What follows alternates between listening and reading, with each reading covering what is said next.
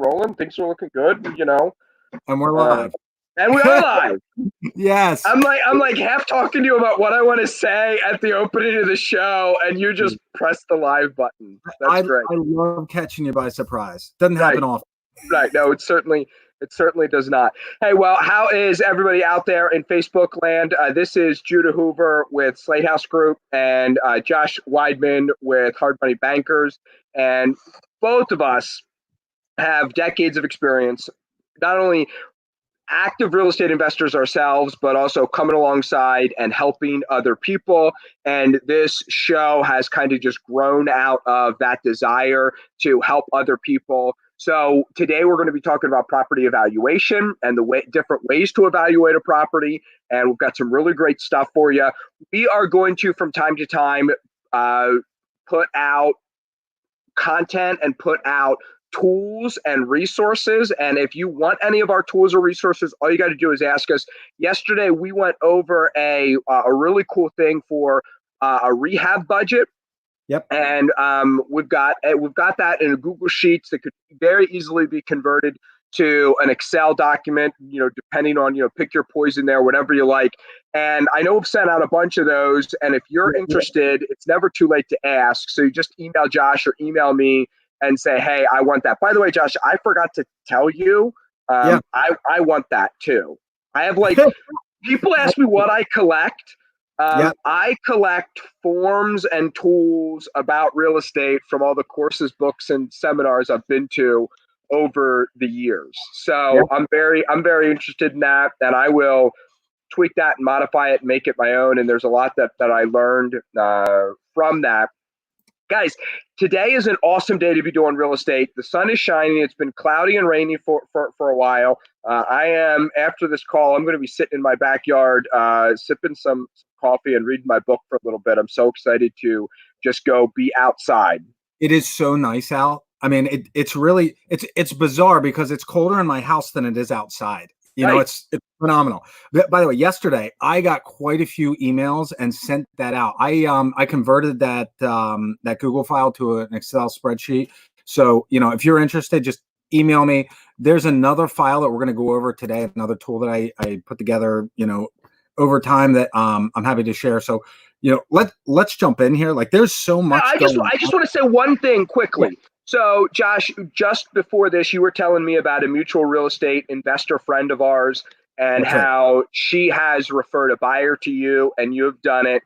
I just sent you somebody the other day and you've funded that deal. And I don't mean this to be super, commercially for Hard Money Bankers, but you guys are lending, but also like Judah Hoover and Josh know how to get your deals done. If you need a contractor, if you need an electrician, if you need a title company, if you need a realtor, if you need a lender, call us. Now, and I spent 10 years in the mortgage industry. I owned my own mortgage company. I did commercial and residential loans. Let me tell you something about Josh that he's probably never told you. He wants to get your deal done, even if it's not with him. Because if you call Josh and he's like, hey, I'm not the best bet for this, but you should call Bob Smith at 123 Bank, he's just as happy because what that's going to mean is you call him first next time too. Like, do you understand the subtle marketing there? Josh wants you to call him first every time. Sometimes you'll use him, sometimes you won't, but he is just as happy to help you get deals done, whether it's with Hard Money Bankers or not. Agree or disagree? Well, 100%. And so much so, watch this. This morning, I got off the phone with Johnny Throne, who you hooked me up with, right? Yep. I sent him two people that, we're not always, look, we're one tool, right? Sometimes you need a hammer, sometimes you need a screwdriver. If we're not right for the deal, I'm not going to try to, fit a square peg in a round hole. I'm not going to try to do that. We try to make this right for every investor. And, in some cases, a lot of cases we're the right choice. In some cases we're not. But I think that I was made for times like this. This is where a master connector, I will humbly say, this is where a master connector like myself and yourself people who have had a decade. I mean, I'm coming up on 2 decades worth of experience. Good golly, I've got the gray Corona beard to prove it. I'm coming up on 2 decades worth of experience. I know a lot of people who are still actively doing deals right now, and I want to help people. And if you need some help or you need somebody to push things forward, Josh is a great guy to call. Judah's a great guy to call. And I'm going to be writing something up about that and sending it out to my group later on today, that like now is the time when connectors thrive. So reach out to connectors. So anyway, enough 5-minute banter here at the opening of the show. Josh, what are we talking about today? All right. So one of the biggest problems that real estate investors have is figuring out what the heck a property is worth. As an example, earlier this week, I got a portfolio of 3 properties that had appraisals for $1.89 million. 1.89. We have to say numbers twice because otherwise people won't. So not quite $2 million. Exactly. A slice under $2 million, right? Right. The borrower was looking for $1.2 million loan. And, 2 of the properties were larger commercial deals, which, look, I've got some experience in, but not a ton. Well, I reached out to one of our guests from last week, Anna Kelly, because guess what? She's an expert. Yep. She is an expert at larger multifamilies. And she came back, I'm doing my calculations. I had an idea of what I thought they were worth, probably closer to 1.5 million. She came back on her numbers and it was closer to $1 million. So almost half, in fact, her number was half of what she thought the value was less than. So let's just break this down real quick. So somebody calls you and says, hey, by the way, I want to borrow 66%. 1.2 of 1.8 is basically 66%. Most hard money lenders would do a deal like that. You do the math and realize, wait, this is actually 100% leveraged plus. This would be over leveraged. Well, and it's not so much I did the math. It's that, look, just like you said, like you did a different valuation. I reached out to her because I know she's an expert. And it's not like she just threw a number at me and said, this is what it's worth. God bless her. She took the time to break each property down, to look in detail and show me in detail, this is why I think that this property is worth this. This is why I think this property is worth this. And she gave me, a ton of value in her, from her experience. And basically what she said is, I don't know where this appraiser got these values, because every appraisal that I've seen, they are not using this metric that these appraisals came from. And that's fine, but it shines a light on a big problem. And the big problem is valuing a property correctly is the difference between making money on a deal and not making money on a deal. Right. It's a common cliche, you make money when you buy, not when you sell, right? Well, if you don't know what you're looking at, you don't know if you're getting a great deal or not a great deal. And so that's why I wanted to do this, highlight this topic and really dig into this today, so that we can give people at least some different perspectives on why would an appraiser come in at almost 1.9 million and an investor come in at, say, $850,000 or $900,000 on the same group of properties. And so let's take a look at it and dig in, and we'll get into some detail today. I love it.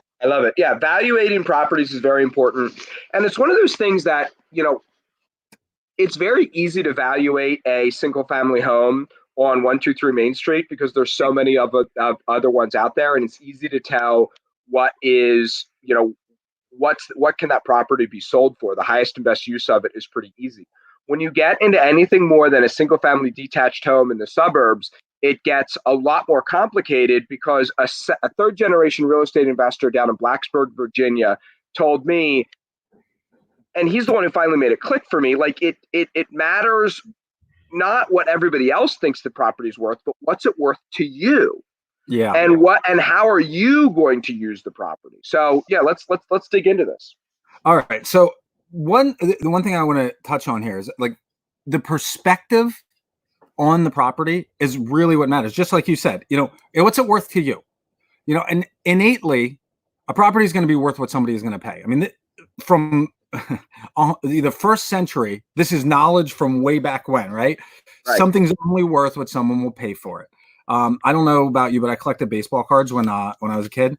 And do you remember the black and white Bo Jackson scorecard with his shoulder pads on and the baseball? No, I did not collect baseball cards. I'm familiar with what baseball is. And I am familiar that there is cards with a picture on the front and stats on the back, and some people collected them. That is the extent of my sports knowledge, my friend. Oh my gosh, I can't even talk to you. My goodness. if you guys out there in Facebook land, ever collected baseball cards in the early '90s, there was a Bo Jackson card. Facebook or YouTube. We are now streaming live on YouTube as well. That's right. But if you ever, there was a baseball card that had Bo Jackson on the front. He had a pair of shoulder pads on, and he's got a baseball bat across his bat, just like this. It was the coolest picture, black and white, really well done. Well, it was so cool. Everybody wanted one. Right. And the value went from like nothing to like $50. I don't remember what the number was. $50 like overnight. But what people didn't realize is that there was 10 million of those cards. And there were, maybe 10 million buyers and collectors. And over time, the value just kind of crapped out. And, now I probably have 20 of them thinking it was going to be my retirement when I was 15 or 12. But anyway, perspective's everything. I don't know if you've ever heard the story about, you got the 5 blind men and, their job is to go out and figure out what this animal is. And each of them grabs a different part of the elephant and they come back with different answers of what the heck it is. You got, just like that blind man, you've got 3 different perspectives on investing. And depending on where your perspective is, it's going to depend on what you're going to be looking at when evaluating these properties. And today I want to take a look at each one of those different perspectives and really dig into, if you're coming from perspective A, what do we have to look for? And, same thing with A, B, and C. And then take a look at our current market. We're kind of in a transition period, and how do we adjust for that moving forward? Cool. All right, Judy, your mic's off. If you meant, yeah. I just had to ask my son to get me some coffee and water, and I didn't want that to be on our recording here, my friend. Awesome. Okay. All right. So first and foremost, the perspective. If you are an investor who's buying, renovating, renting, and then refining, the BRRRR method. Yep. The biggest question that you got to ask yourself is, how much is this property going to appraise for? Because at the end of the day, that's what really matters. Obviously you've got cash flow, and that's a total different consideration. But how much is that property going to appraise for? How much can I pull out of it? And, that's your jumping off point. Second perspective is if you've got a retail flip, fix and flip property, it's what's somebody else going to pay for the property. Right. That's the most important thing. Josh, I've been doing, I can't tell you how many deals I've done. And I never really realized that like there really is a distinction there, because the one is how much will it appraise for, not how much will it sell for. And the other is how much will it sell for, not how much will it appraise for. Those two things are so close that I usually think of those two things together, and then cash flow, which we'll talk about here in a second, as a different one. I love that you actually break that down. That's a new thought to me, my friend. Oh man, I love it, man. Challenging the guru. It's great. All right. The last perspective is cash flow. And it would seem that the BRRRR investor and the cash flow investor are the same on the surface, but they're not. The cash flow investor, I was introduced to this idea working for the investment company that I left, last year, because we had investors that they weren't concerned with how much the property will sell for at some point in the future. They didn't even, we had a lot of overseas investors investing in U.S. properties. They had no time were they looking at refinancing that property. It was all cash. What is the return on my investment? I put $1 in. What am I going to get back out of it? And so, those are really different perspectives, and they're slightly related. But on the BRRRR investment method, you're looking at a return on your investment, hoping that you can get all or a very, very large portion of that money out. Whereas with cash flow, it is all your net operating income, and that's it. Right. I just a real quick story here. I manage about 150 units for a guy in the Harrisburg market, and he actually ended up hiring somebody internally to do it. And he said, "Listen, I'm a self-professed bottom feeder. This guy has a bunch of and cash flow isn't always this way, but this is just how this guy was." He says, "I pay $35,000 cash for a property. I put $5,000 or $10,000 into it, and then I rent it out and hold it and own it free and clear." And because he has so many properties that are free and clear, he's now to the point where he can pay cash out of his cash flow for a new property every single month. And so he's gotten to the point where he's looking at exponential growth. But you're exactly right. Cash flow is 100% the thing that he is worried about. All right. So let's go back to the BRRRR investor, right? When you're looking at comparable sales, trying to figure out what an appraiser is gonna look at on this property, there's a couple areas that you want to look at. The first is going to be your sold properties, and a lot of times when I'm looking at valuing a property, I'm going to look at the properties that are on the market, the pending sales, the coming soon listings, the stuff that is sold, and even canceled contracts. I'm looking at the gamut here. Right. But if I'm looking at what an appraiser is going to value this property at, they're looking at sales. That is the most important, indicator there of what that property is worth. So, I mean, if you're looking at, doing the BRRRR method, you're looking at refinancing out at the end of the day, just worry about the sales. Everything else, you can push it aside for right now. Next, we're going to look at, the proximity to the property. If you have if you've got a property that's in an urban environment, you're in the city, I would not go more than a quarter mile out from your subject. 100%. 100%. Yeah, and sometimes that's even too far, depending on the volume. But the closer you can get to your subject property, the better, the more relevant that information is going to be. The second thing is the same kind of property. And what I mean by that is, you're obviously going to look at bedrooms and bathrooms and square footage. That's pretty normal. But you also want to look at the type of property. So, if you've got a semi-attached or semi-detached property, right? It's not going to have the same value as the rancher down the street, even though they might even be on the same block, same square footage, same bedrooms and bathrooms. It's not the same type of property. We'll talk about this in a minute when we're looking at flips, but in a lot of neighborhoods, you'll have 3 different types of properties that are almost all the same square footage and bedrooms and bathrooms. And you have greatly varying price points because a split level is more desirable in this neighborhood than a rancher or a colonial or whatever else. That's really important. And then the third item that I look for is the condition. With an appraisal, they're going to categorize a property by a couple standards. You got average plus, average, fair, below market, or below average, and then you got shell that just kind of is thrown out of there. But if you're looking at the condition and you know that you're going to update this property as opposed to renovate it, when I think of renovation, I'm thinking gut rehab, down to the studs, rebuild the thing, new electric, plumbing, all that kind of stuff. Well, it's going to get the same grade as an upgraded house. So if you can get into that rental property and spend $40,000 on your rehab, as opposed to $65,000 or $75,000 if you were going to retail it, they're different. You got a different metrics there on evaluating the property. They still fall into the same category. So you want to look at condition. What I notice most of the time in a lot of rental grade areas, especially areas where you're going to do this kind of BRRRR method, is that you have pools of properties. They tend to pool at both ends of the pricing spectrum. In the same neighborhood, you've got houses that are selling for $30,000, and you also have properties pooling at maybe $100,000 to $120,000. Those are great areas to hit that BRRRR method because you can pick up a $20,000 or $30,000 property, rehab it well, and get a good appraisal. But you have to make sure that you don't just have one nice house that's sold. Right.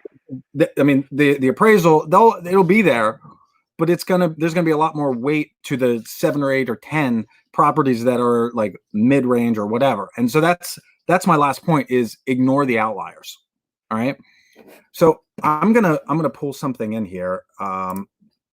I'd like to do some practical examples, and it's gonna take me just a second to pull this up. Well, yeah, let me just say while you're doing that I remember doing refinances back in 2009, 2010, and there was a huge foreclosure crisis going on right then. And people said, hey, my house is worth 150, and the appraiser is, not just looking at the other houses that are worth 150. And, the appraiser's messing this up. And I said, guys, we used to say to borrowers all the time, you've got to understand, if you think your house is worth 150 and there's other comps that are worth 150, but there's 13 houses in that neighborhood that are under foreclosure and selling for $75,000, that's going to affect the value of the property. Even though you should compare like to like, and a foreclosure comp isn't the same as a non-foreclosure comp, if there's a ton of foreclosure activity, you've just got to understand that it will affect the appraisal. Yeah, absolutely. Absolutely. All right. So I'm looking at the MLS right now. Okay. This is a property in Lebanon. It's close to a house that I comped out recently. It's the 300 block of East Guilford Street in Lebanon. All right. Now, we'll start with this one. This is a sold property, but let's use this as our subject property, 336. The first thing that I do when I am looking up a property is I'm going to pull up. Now it's not agreeing with me. I'm gonna get information about the property, and what that means for me is I want to know how many square feet it is. We got square footage right here. I got our bedrooms. I got our bathrooms. I also want to see, the age of the property and get an idea about what it sold for last. So right here we've got a closed price at $83,000. All right, that was in 2019. All right. So I get a general idea of what this property is worth. Next, I'm going to go back and look at all of the sales in the area. And if I go up to results here, this is very, very indicative of what you are likely to see. Oops, hold on here. What you're likely to see on a list of, excuse me, hold on here. User error. All right, what you're likely to see in these BRRRR type areas. If you look here, this is a quarter-mile radius. We've got sales ranging from $30,000 up to $180,000. Same neighborhood, quarter-mile radius. So I'm looking at this and I'm saying, all right, we know that our subject property is this detached or semi-detached house. Let's see what some of these other properties look like. So I'll pull up the pictures. Well, this isn't a comp. The 180, that's out the window. The 126, again, detached. Here's a semi-detached house. But if you look here, this is a 3-story. It's much bigger property. I scroll through and it is rental grade. So maybe, I can consider this 120. I go down here, same deal.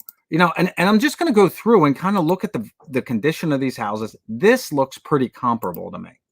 Now, and this is on an appraisal. If I'm going to fix this thing up. That's a recent rehab, you can tell. Yeah, absolutely.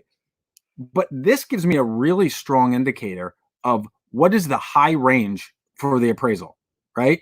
What is this, 109?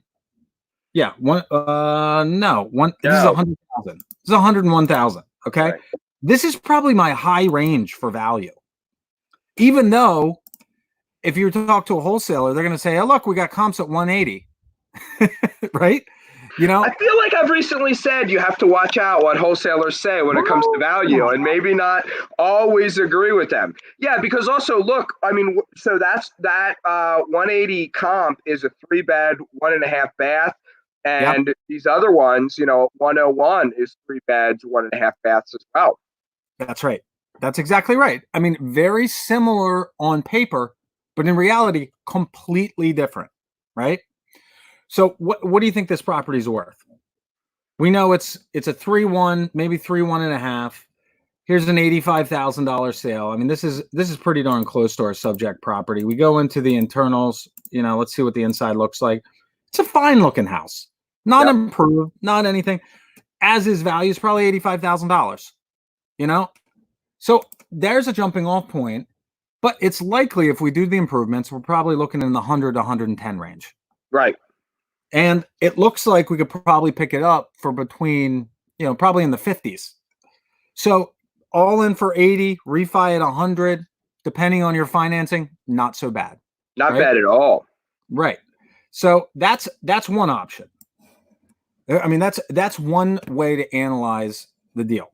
Okay. If you're doing the BRRRR method, that's the way we're looking at it. Now, if we're looking at retail flips, totally different animal, absolutely different.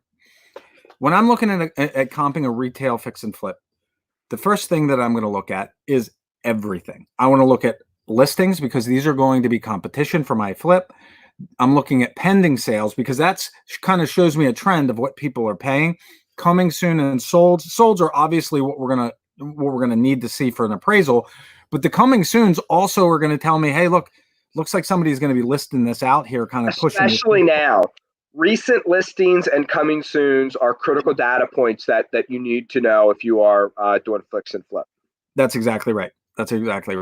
All right. So the weight, I'm going to give weight obviously to the sold listings, but I really like to see pending sales. One thing that I'm going to circle back just a minute here. One thing that I was thought was really cool is about a year ago, I was able to see a trend in a small little neighborhood where we had, the general public and the comps for sales were not yet reflecting what future values would be because it was a developing market. Most of the sales were to investors or people that were developing properties, and as a result, most of the sales were in the $30,000 to $50,000 range. Right.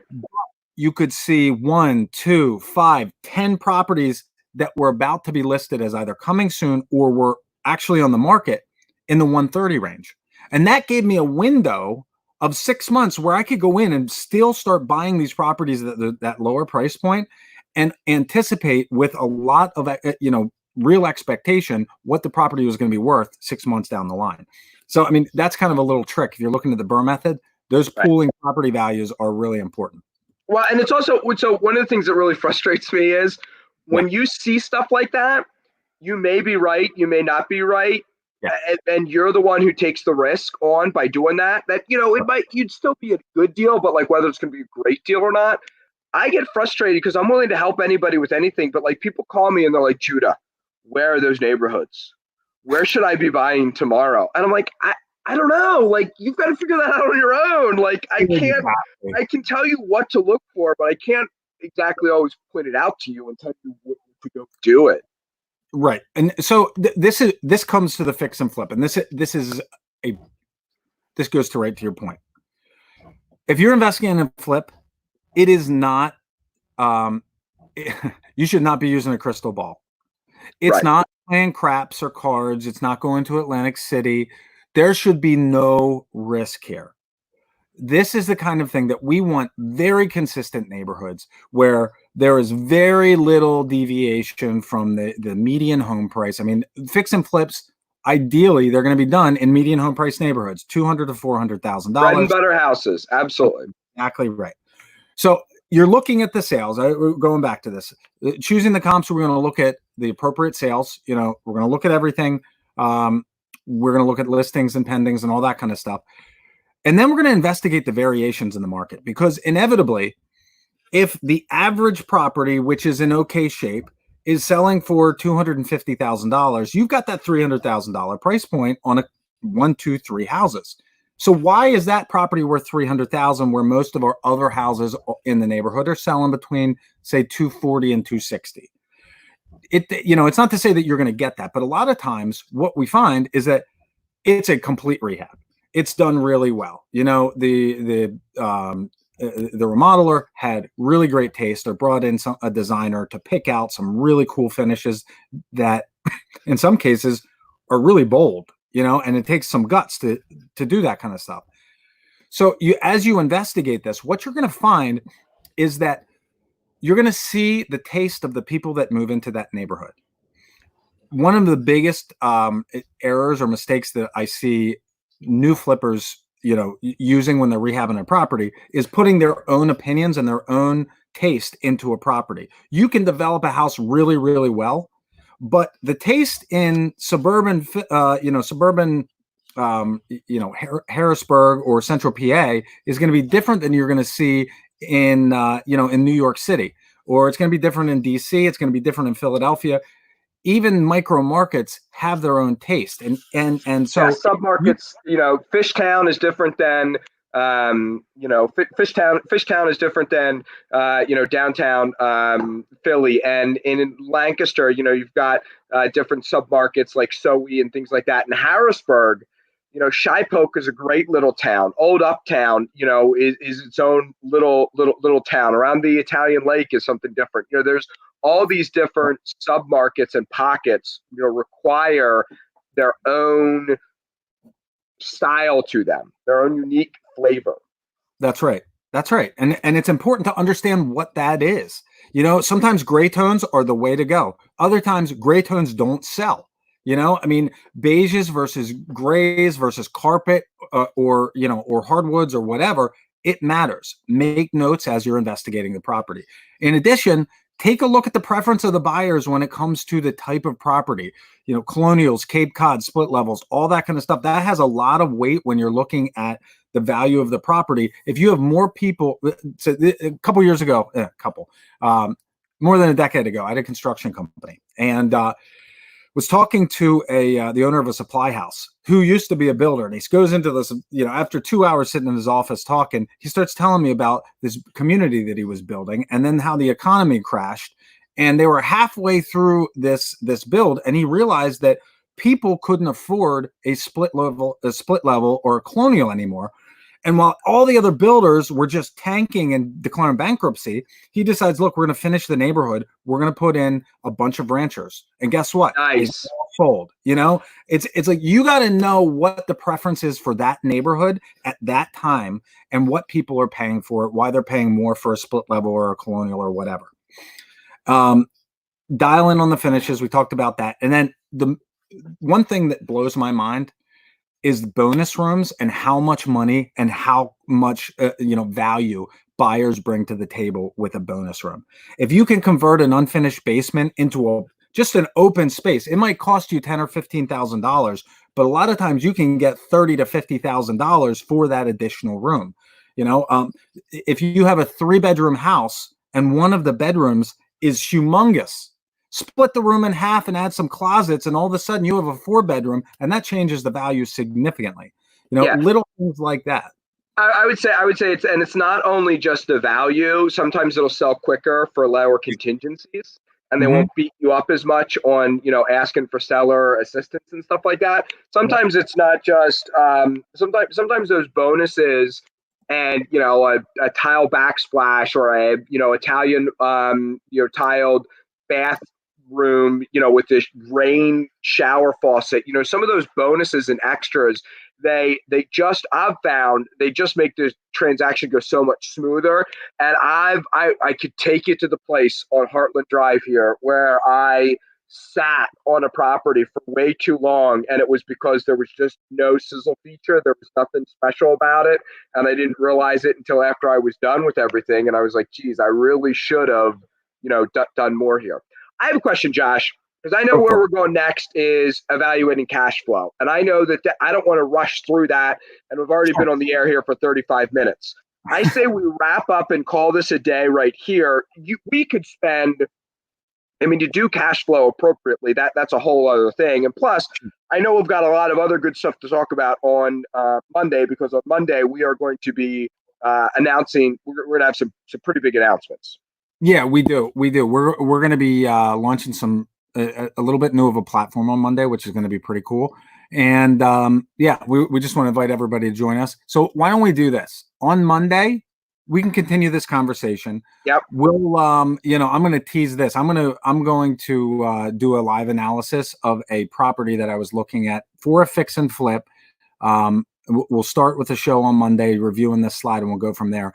But we'll also introduce a cash flow analysis tool that it will be free to anybody who wants it. Free to anybody. away. Yeah, we'll give that away on Monday, and we'll take it from there. Like that, I think that's good. So, and Josh, if anybody asks, we'll wait till Monday. But just so somebody doesn't have to take notes, you're also willing to email them this slide deck, so they have your notes and everything. Oh, absolutely, 100%. I mean, look, we're an open book here. We do this live to share some, our knowledge and education, so that people can be successful in real estate investing. That's it. I love my biggest takeaway of the week, my friend, and probably the whole month of April, even though we're into May, is that so clicked for me. That the difference between appraised value and purchase, that just, it's one of those things that I always knew I knew. I just never really thought of it, that one is when you're BRRRR method and one is when you are flipping, the difference between the two. So you brought tremendous value to me, my friend. Dude, I love it. If you need this deck, you want the tool from yesterday, shoot this over. I'm putting my email at the bottom here of the broadcast. Feel free to email me. Judah, I didn't put your email up. No, so. That's fine.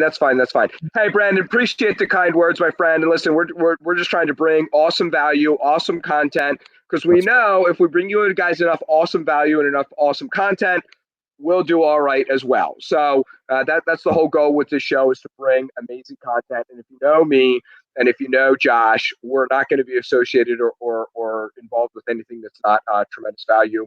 We will sign off for today, everybody. Have a great weekend, and we will see you back on Monday. Enjoy the sunshine. See ya. Yeah.